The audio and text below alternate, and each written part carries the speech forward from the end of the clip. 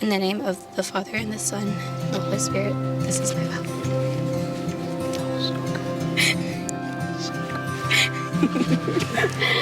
Who are we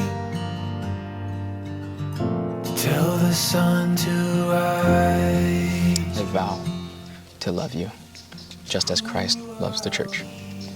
No matter what life brings, I choose you today, tomorrow, and always.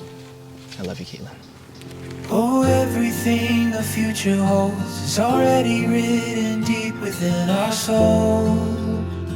You are my steady place that reminded me to trust in God and His plans for us.